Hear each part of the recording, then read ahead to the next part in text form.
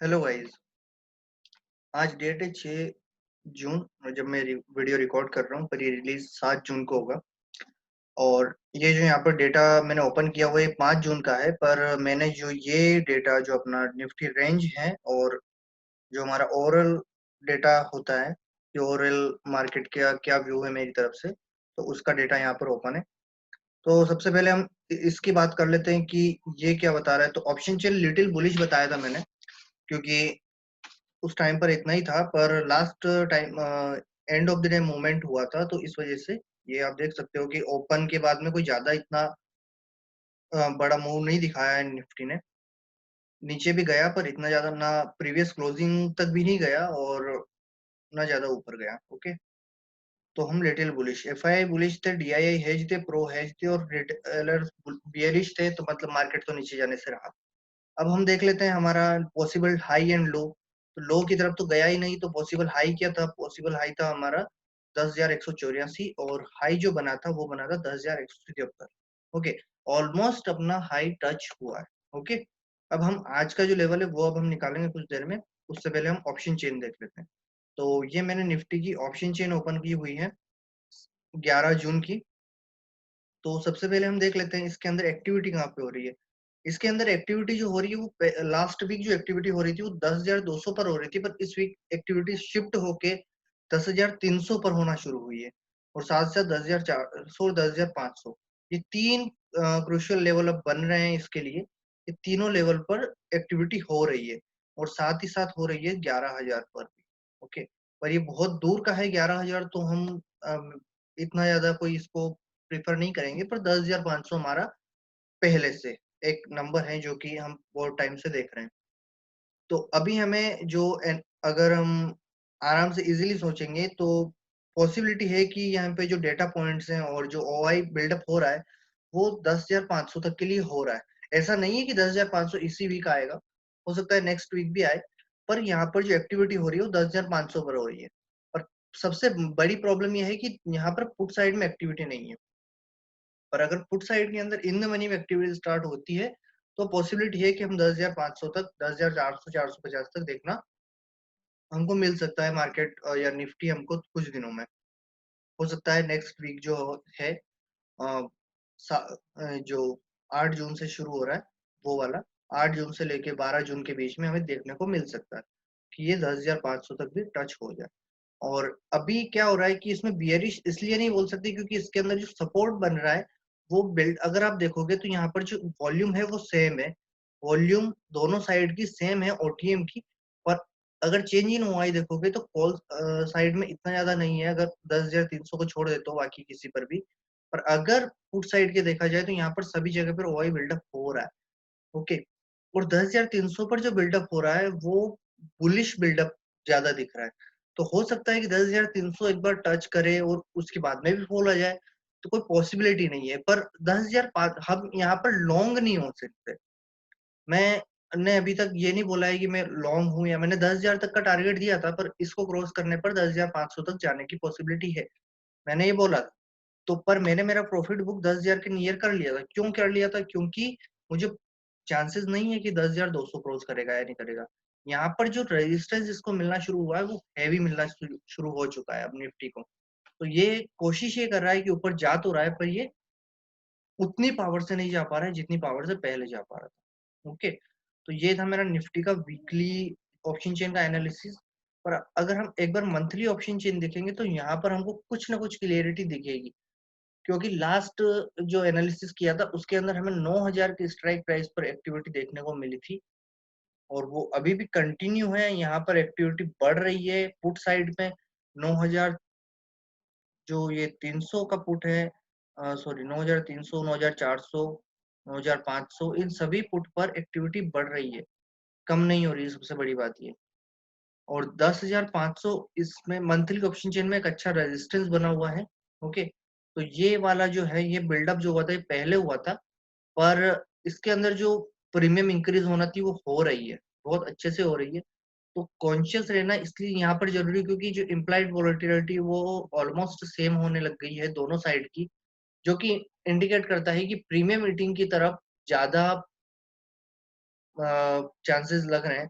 अगर हम एक छोटा सा मैं एक कैलकुलेशन आपको बताऊं, निफ्टी की क्लोजिंग हुई 10,142 पर।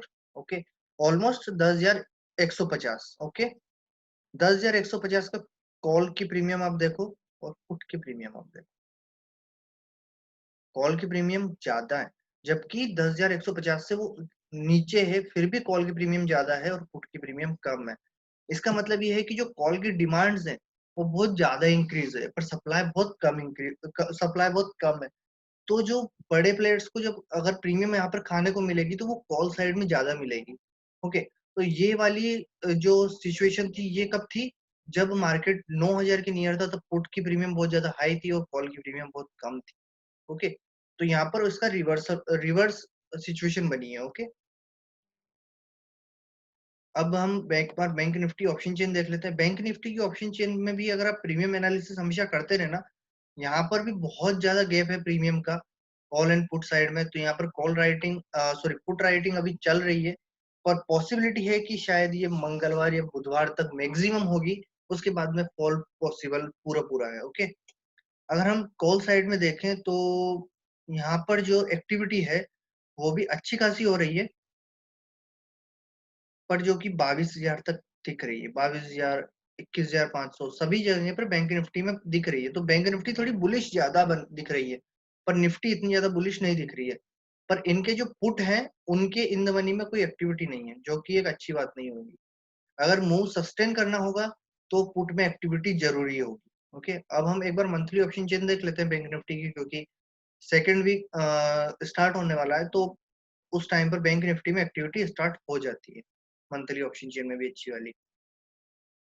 पर यहाँ पर भी कोई इतनी ज्यादा एक्टिविटी नहीं दिख रही है। ओटीएम के ऊपर हमें नजर रखना है। मैं एक छोटी सी क्लियर बता देता हूँ कि अगर आप एनालिसिस कर रहे हो ऑप्शन चेन का, तो ओटीएम के ऊपर जरूर नजर रखना, और उन ओटीएम के ऊपर रखना जिनके आईटीएम पर भी कुछ एक्टिविटी हो रही हो। तो बैंक निफ्टी के अंदर तो कोई एक्टिविटी नहीं है, पर निफ्टी के अंदर हो रही है। और ये हमारा वीकेंड का एनालिसिस है, तो हम थोड़ा इसको बढ़ा के करेंगे, क्योंकि हमें थोड़ा सा आगे का भी देखना पड़ेगा। तो अगर हम निफ्टी का अगर जुलाई मंथ का ऑप्शन चेन देखें, तो यहाँ पर सबसे ज्यादा एक्टिविटी अगर आप कहीं पर भी देखोगे कॉल साइड में, हाईएस्ट ओपन इंटरेस्ट 333, 4 चौहत्तर, 4,74,000। इससे ज्यादा ओपन इंटरेस्ट कहीं पर भी नहीं है। और 4,74,000 10,000 के स्ट्राइक प्राइस पर। अगर पुट साइड में अगर हम जाते हैं तो हमें सिंपल सा एक ही नंबर नजर आता है, और वो 9,000। ओके, यहाँ पर वॉल्यूम अगर आप देखोगे तो ये बहुत कम है। और अगर आप यहाँ पर चेंज इन वाई देखोगे तो जो कि बहुत ज्यादा है। ओके, मैं एक छोटा सा कैलकुलेशन दिखाऊंगा जो कि आपको थोड़ा शॉक करेगा कि ये पोजिशनल बाइंग है या बस इंट्राडे बाइंग थी, या पोजिशनल बाइंग थी, या ट्रेडिंग जो हुई है इसमें वो किस बेस पर हुई है। ओके, यहाँ पर चेंज इन ओ आई जो है वो 1,31,000 1,41,450 है, और लोट साइज है 75 का। ओके, यहाँ पर होती है टोटल जो क्वांटिटी ट्रेड, वो मतलब जो टोटल अगर हम ट्रेड देखें तो ये 1886 ट्रेड के अंदर हो जाता है। ओके, और अगर यही इतना ही वॉल्यूम अगर हम कंपेयर करेंगे किसी और जगह पर, सेम वॉल्यूम अगर किसी और जगह पर आप कंपेयर करोगे, तो वहां पर कोई इतना ज्यादा ओवाई नहीं बिल्डअप हुआ है। यहाँ पर 4,000 का ओवाई बिल्डअप हुआ है, 4,000 वॉल्यूम है। पर यहाँ पर जो वॉल्यूम है वो है 5,000। पर यहाँ पर ओवाई जो है वो 1,31,000, 41,000 चेंज ओवाई, और यहाँ पर केवल और केवल 25,000 है। तो अगर आप रेशियो देखोगे तो यहाँ पर एक्टिविटी हुई है बड़े प्लेयर्स की। बड़े प्लेयर्स की एक्टिविटी इतनी आसानी से दिखती नहीं है, पर जब दिखे तो उसको ग्रैब करना जरूरी होता है।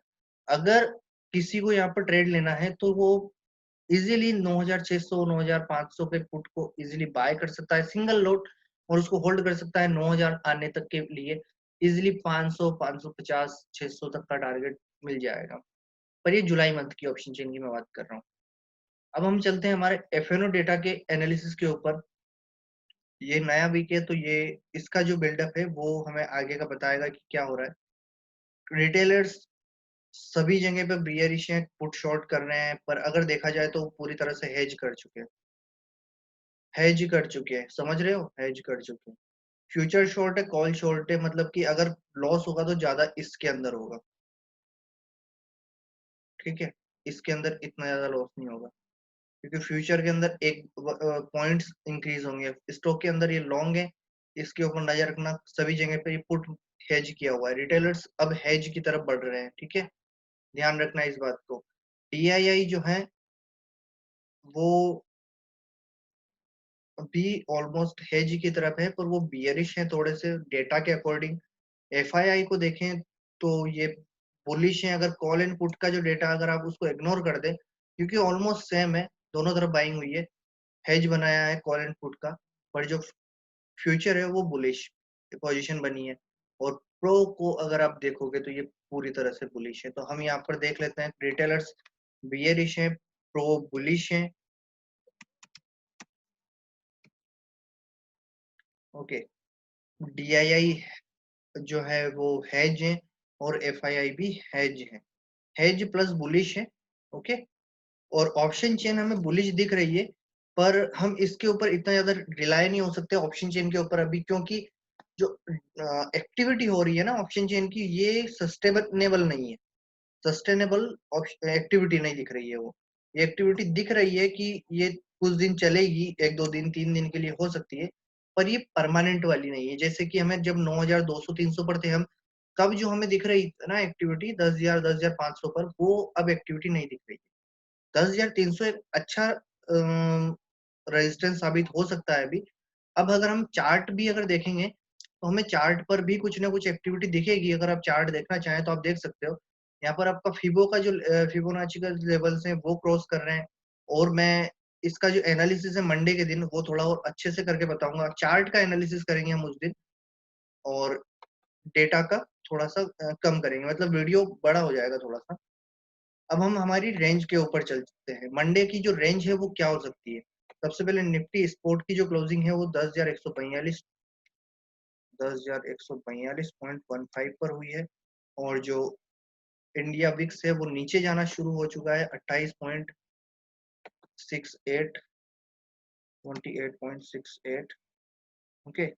यहाँ पर वॉलेटिलिटी है, मतलब कि 1.5%, यहाँ पर 1.5% ऊपर और 1.5% नीचे जा सकता है निफ्टी, वॉलेटिलिटी कम हो रही है, पर जो रेंज है वो इंक्रीज हो रही है क्योंकि निफ्टी ऊपर जा रहा है, ओके। तो इससे कोई फर्क नहीं पड़ता है कितने पॉइंट, पॉइंट ऑलमोस्ट सेम हो सकते हैं, पर परसेंटेज के टर्म में हमें देखना होगा, वॉलेटिलिटी हमेशा परसेंटेज के टर्म में देखी जाती है, ना कि कितने पॉइंट्स इंक्रीज और डिक्रीज हो रहे हैं उसके ऊपर, ओके। अगर हम मुझे यहाँ पर शॉर्टिंग करना होगी तो मैं करूंगा 10,500 का कॉल। रीजन है 10,500 का कॉल शॉर्ट करने का, क्योंकि मंडे है और मंडे को प्रीमियम मुझे खाने को मिल जाएगी 10,500 के कॉल में। 10,500 का जो कॉल है वो अभी चल रहा है 26, अगर इन केस अगर गैप अप भी होता है तो ये 2630 के नियर मिल जाएगा मुझे शॉर्ट करने के लिए। अगर हाई, अगर निफ्टी अपना डे हाई जो है लगभग 10,300 के समथिंग अगर जाती है, तो भी अगर मैं शॉर्ट करता हूँ तो भी मुझे ये इजीली 30 35 या 40 तक मिल जाएगा, ओके। और अगर मैं पुट शॉर्ट करना होगा मुझे, तो मैं अभी भी 9,800 से ऊपर नहीं जाऊंगा, 9,800 के पुट से ऊपर मैं बिल्कुल नहीं जाऊंगा अभी शॉर्ट करने के लिए, पुट को शॉर्ट करने के लिए।